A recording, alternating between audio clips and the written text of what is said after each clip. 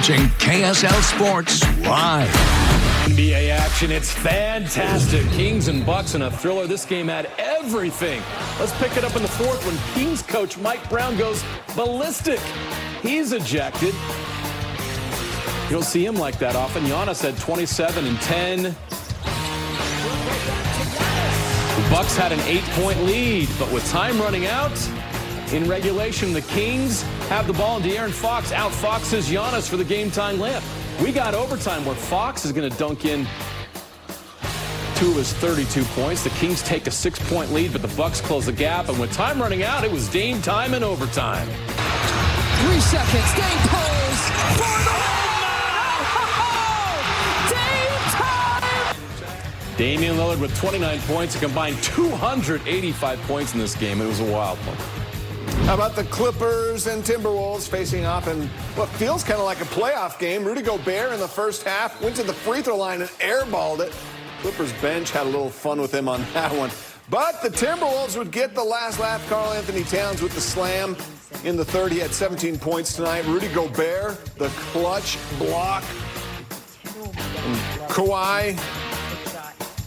On Kawhi. There it is, the block on Kawhi with under 2 minutes to go. Gobert finished with 15 points and 18 rebounds in the win.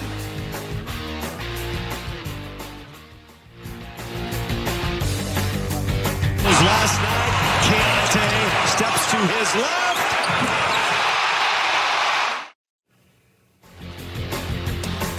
Can do it to his left off to JC's 3. Turned it over. Lob! JC to Sexton. All right, back on December 11th, the Utah Jazz were 9 games below 500, had lost 9 of 12, and were 12th in the West. Crazy. Now, as we've reached the official halfway point of the season, the Jazz are the hottest team in the NBA. They're 1 game above 500. They've won 14 of their last 18 games, and they've moved up to that 9th spot in the West. And remember how surprising the Jazz were in the first half of the season last year? They actually have a better record now than last year at this time. It's good to be a Jazz fan right now. Let's rewind another great week of Utah Jazz basketball. It started in Milwaukee. Yes, the Bucks didn't have Damian Lillard, but they had everyone else, and the Jazz came out on fire. They made 11 threes in the first quarter alone. Colin Sexton made 3 in a row by himself. The Jazz built a 33-point lead. We knew the Bucks would make a run, and they did. Giannis and Chris Middleton led a run that whittled the 33-point lead down to 7. But this Jazz team avoided a collapse. Lauri Markkanen, 21 points, 14 rebounds, 21 off the bench from Clarkson, 19 from Keontae George. And the Jazz completed a 2-1 East Coast road trip against the top 3 teams in the East. On Wednesday, the reigning NBA champion Denver Nuggets were in town. Nikola Jokic, Jamal Murray, Michael Porter Jr., Aaron Gordon, they were all in uniform, and none of them had an answer for what the Jazz did. Lauri Markkanen hit a 3 1 minute into the game to give the Jazz the lead, a lead they would never lose. The lead grew to as many as 25 in the 124-111 win. Jordan Clarkson led the Jazz with 27 points, 9 assists. Markkanen had 26 and 12 boards. Colin Sexton had 22 points in the win. The winning continued Friday night at the Delta Center. Jazz seeking their 7th straight home win. The Jazz outscored the Raptors 58-32 in the paint, dominated the rebounding game 68-36, and on offense 21 three-pointers. It all fueled a 145-113 Jazz win. Lauri Markkanen led the Jazz again with 22 points and 9 rebounds. Colin Sexton continued his hot play with 20 points, 3 from 3, and Jordan Clarkson had 21 points off the bench. Then with that momentum growing in the Jazz favor, they welcomed the Lakers to Delta Center on Saturday. No LeBron James, but the Jazz still had their hands full. Anthony Davis had his 2nd career triple-double. D'Angelo Russell scored 39, but the Jazz came from behind in the second half. 5 players scoring 19 or more points, led by Markkanen's 29 and Sexton's 27. And the Jazz now have a current NBA-long 5-game win streak. I'm just really happy with how the team is approaching these games.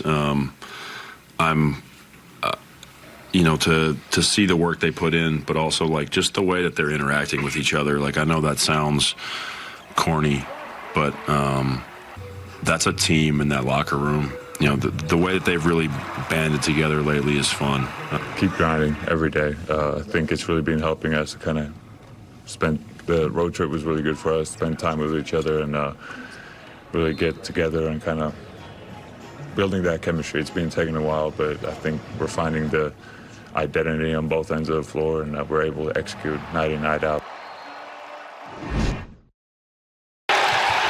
UCLA might need a puke bucket right now. 20-2 run by Utah. Looking to add to it. Badgema for three. It's good. The lead is 27 for Utah. Whatever happened on the road against Arizona State and Arizona last week with those two losses the Utes had, they took all of that frustration out on UCLA Thursday night at the Huntsman Center, a 46-point win over the Bruins, UCLA's second worst loss in program history. You know, it's still early in the conference season, but one thing the Runnin' Utes have yet to do in Pac-12 play is win a game on the road. Well, Sunday, they had that opportunity in the Bay Area. Utah taking on Stanford, a team that has won 3 of its last 4, including against 4th-ranked Arizona. But Utah getting a good start. The three-pointer from Davon Smith, the beginning of a very nice game for him. Now, it was a back-and-forth first half. Midway through the half, the Utes down a point. Brandon Carlson connects from 3. Utes up 17-15. Late first half, Utes up 2. Check out this pass from Smith to Gabe Madsen from 3. And the Utes have a 27-22 lead. Stanford, they've got some shiny dimes, too. How about Kanan Carlisle? Great pass to Maxime Reynaud for the dunk and one. Stanford was up 34-32 at halftime.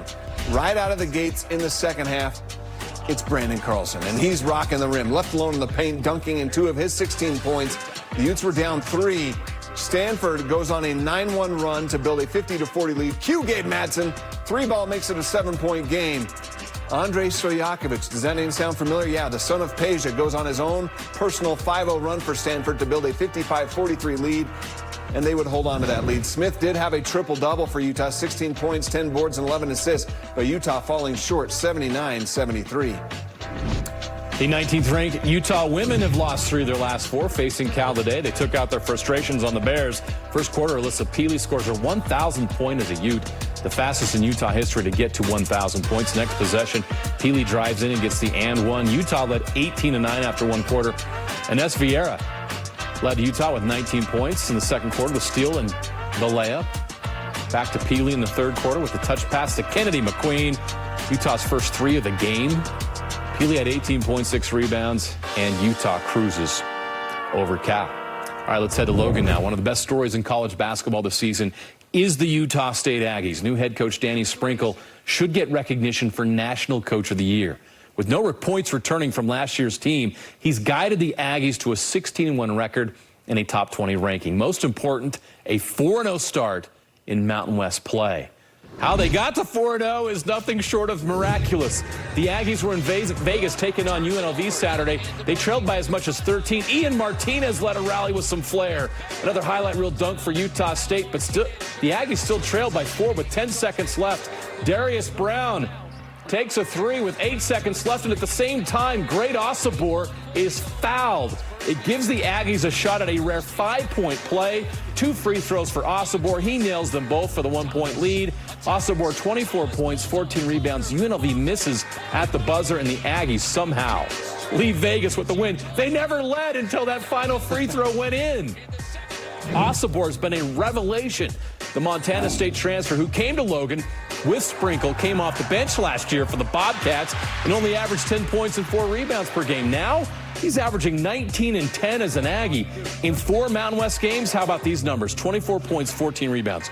20 points, 8 rebounds. 20 points, 14 rebounds, and a career-high 32 points and 9 rebounds against Air Force. He's shooting 65% in conference play, and the Aggies are rolling. A look at the Mountain West standings is interesting. The Aggies alone in first, one of 2 undefeated teams. The other, Boise State, at 3-0. 6 teams in the Mountain West with double-digit wins, and 3 teams ranked in the AP Top 25. Bracketology has the Mountain West with 5 bids. Currently, the Aggies are a 7 seed. Can't wait for March. You know, not that it was a big surprise or anything here, but Big 12 play for BYU Hoops, it's been a real eye-opener, right? The league is legitimately one of the best in the nation. BYU, they knew it on paper before. Well, now they know it firsthand, and it's just getting started, too, for the Cougars. On Saturday, BYU was able to experience that winning feeling in the Big 12 for the first time this season, beating UCF, a team that had just beaten third-ranked Kansas on Wednesday. It was center Ali Khalifa who led the Cougars. Known for his excellent passing as a big man, he showed off his shooting, too. He had 17 points in the game on 3 three-pointers, and he showed his power moves as well, driving to the hoop for a monster jam as well in the win.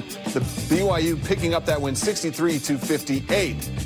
Earlier in the week, it was a different feeling for the Cougars 4 days before. Their first road game in Big 12 play at Foster Pavilion in Waco. Jackson Robinson's 10 first-half points helped BYU to a 39-33 lead at the break. BYU built a 9-point second-half lead before it started to slip away. Baylor went on a 12-2 run to take the lead and outscored BYU by 15 in the second half in an 81-72 loss that had Coach Pope slamming water bottles on the scorers table out of frustration as well. Get Greg Wrubell a towel. Wow. All right, we have to take a short break. More with Stevenson Sylvester coming up. Yeah, his reaction to Jed Fish heading to Washington, Brant Keithy's return to Utah, and Bryson Barnes to Logan. Plus, thanks to Coach Pope, what you just saw, we've decided to take a look back at some of our favorite meltdowns on the basketball coach. Of course, you don't want to miss this. Blocker charge. All right, good news for both BYU and Utah fans. Jed Fish won't be in the Big 12 next season and beyond. He's headed to the Big 10 instead. Washington didn't take long to replace Kalen DeBoer, who left to become the new head coach at Alabama. The Huskies have hired Arizona head coach Jed Fish. He led the Arizona Wildcats to a breakthrough season, 10-3 last year, and many pegged Arizona as the favorite to win the Big 12 in 2024. This is video of Fish signing his contract today with Washington. AD Troy Dannon. Reportedly, Fish met with his Arizona players for less than 5 minutes on Sunday on his way out. Ouch. Yeah. Cold. That is rough. All right, well, great news for the Utes this week. Brant Keithy's back, the star tight end, officially announcing that he will return for one more season in 2024. He missed the entire 2023 season recovering from an injury that cost him all but 4 games in the 2022 season. Keithy and Cam Rising, that's no doubt going to be one of the top QB receiver duos in the Big 12 this next year. And on Monday, former Utah quarterback Bryson Barnes announced he will transfer to Utah State. He has 2 years of eligibility remaining in Logan and will compete with a crowded quarterback room that includes returning starter Cooper Legault, McKay Hillstead, and Iowa transfer Spencer Petras. All right, 3 big news items this week, Sly. Let's talk about all 3 of them real quick. Jed Fish leaving Arizona.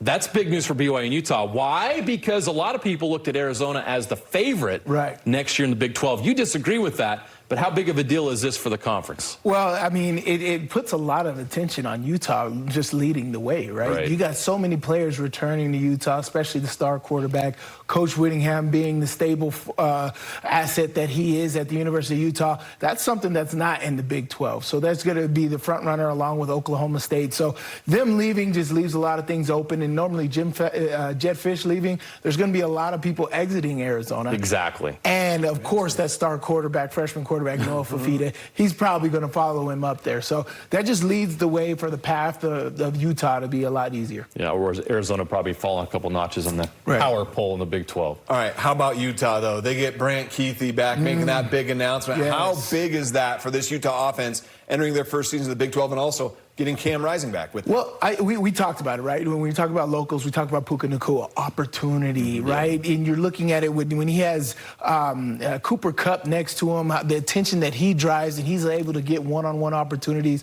When Brant Keithy's in your offense, he's dynamic. You can do everything with him. I told you on the radio show earlier this week, you can put him at the fullback position, the flex position, the 3-down tight end position. He does it all. He does an amazing job. You can even use him as the wildcat guy. He is a guy that is extremely flexible, and in an Andy Ludwig type offense, he's what you want. And so the Brant Keithy coming back is huge to this offense, bringing energy, bringing deceptiveness, another factor that a defense has to plan for. Like this year, Utah was very predictable across the board. When Brant Keithy and Cam Rising's in that offense, you don't know what's coming at you. Bryson Barnes headed to Utah State. How do you feel that fits for him? How does it fit for Utah State? Well, For me, I got to do my best Brian Windhorst impression. Okay.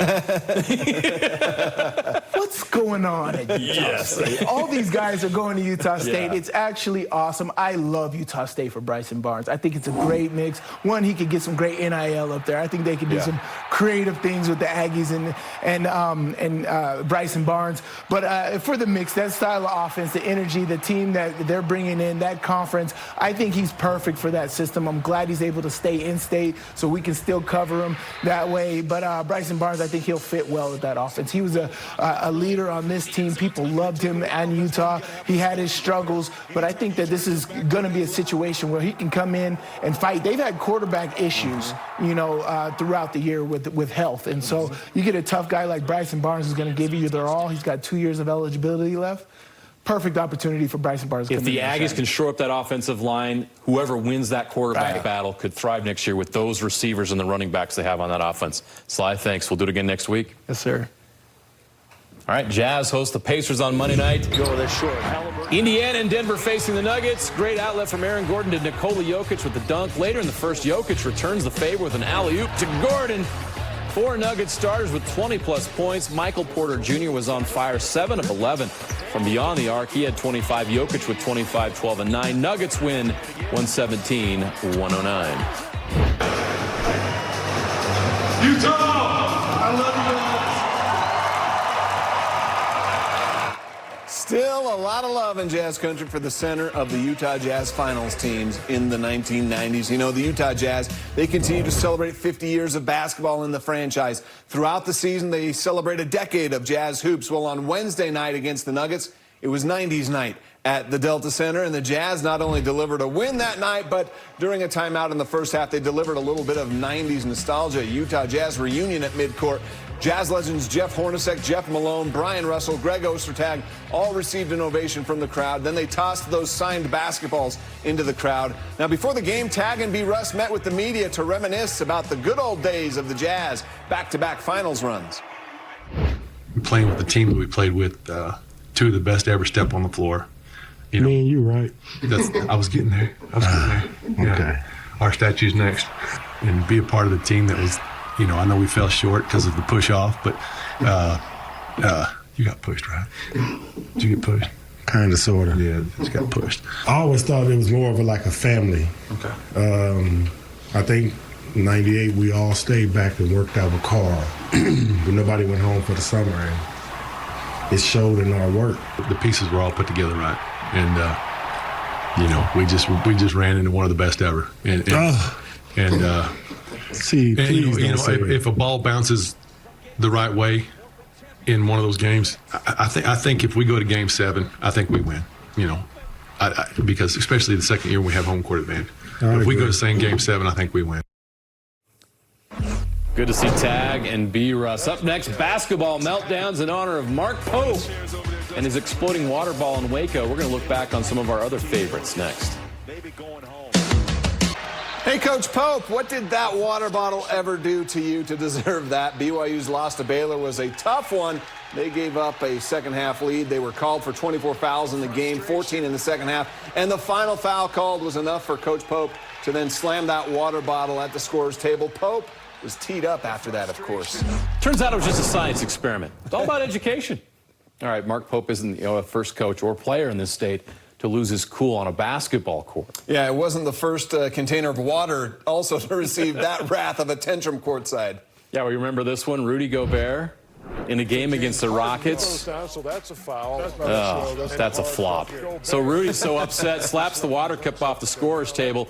One of many epic rejections by Rudy in his Jazz career. I thought it was the greatest block of his career back in December of 2018. That's why you're the Defensive Player of the Year 3 times. Well, who had a better tantrum, Mark Pope or his predecessor Dave Rose in the 2015 West Coast Conference Championship game against Gonzaga? Coach Rose, the strip it and whip it, the most famous sports jacket in BYU college hoops history. Hey, Tim Lacombe sighting back there, acting like nothing was going on. Smooth, Coach. All right, Game 6, 2020. In the bubble versus the Nuggets, Rudy kicks a chair, and then Donovan's going to go get into it, too, with an exercise bike. What are we doing here? There wasn't much to throw and kick. You didn't have to worry about hitting anybody, though, because there was nobody there in the stands. This one's my favorite. The best. An all-timer. Joe Cravens, Weber State's head basketball coach from 1999 to 2006. In February of 2000, a game against Eastern Washington, Cravens had enough. Was it a block or a charge? Not even Coach Cravens knows the answer to that. A coach needs to do that now so it'll end up on TikTok. All right, 1991 in Detroit. This is a little more low-key, but Jerry Sloan and Dennis Rodman had a little back and forth going on, and Jerry's going to blow the Dennis Rodman a little bit of a kiss. One of many meltdowns that Jerry Sloan had on the court. We don't have enough time tonight to show them all. Legendary, though. But that was great. You guys remember Jim Boylan when he was Utah's basketball coach? 2007 to 2011. His first game against the Cougars in Provo was in February of 2008. Boylan giving the ref the death stare. That's so good. After, of course, one of his players got whistled for a foul. So apparently the ball didn't go in the hoop. That's why he was so upset. Go Utes! Jim Boylan. I always enjoyed talking to Jim. All right. There's that shiny new thing we call the KSL Sports app. Give that a download. So much to check out and look up and all that kind of stuff. But another exciting week. The Utah Jazz are hot right now, Sam. Red hot. You can listen to the games on Sports. You can. That's my point. Is you can. I believe you can listen to Utah State Aggie games live on the app. Hey, the Utah Jazz are hot this week. We'll be covering that as well. Big day tomorrow. NFL playoffs, 2 games, plus Jazz Pacers. We'll have highlights tomorrow night at 10. Have a good week, everybody.